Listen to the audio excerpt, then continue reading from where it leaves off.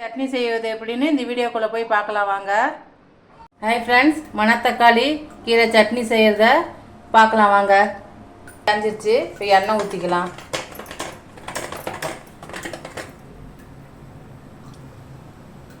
நல்லெண்ணெய் தான் ஊற்றிக்கணும், சட்னிக்கு அப்படி தான் நல்லாயிருக்கும்.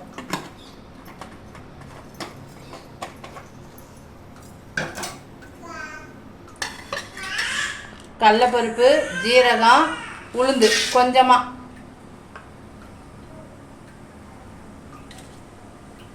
வரமிளகா காரத்துக்கு தகுந்த மாதிரி,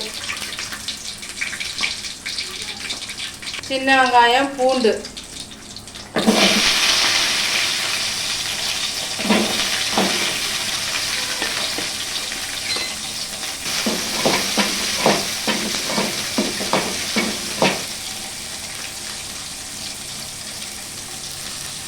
வெங்காயம் வதங்க கொஞ்சம் உப்பு போட்டுக்கணும்.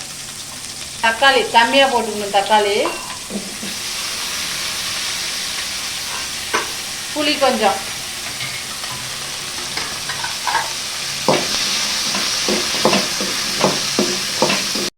தக்காளி வெங்காயம்லாம் வதங்கி வச்சு கீரையை போட்டுக்கலாம்.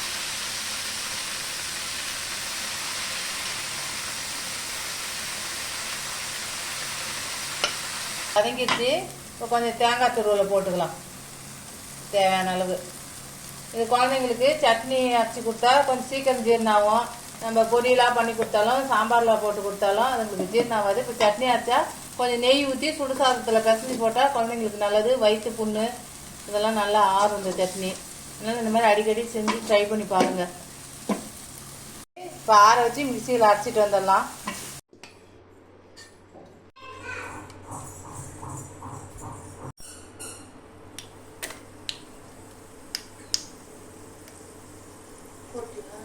ஊற்றியாச்சு.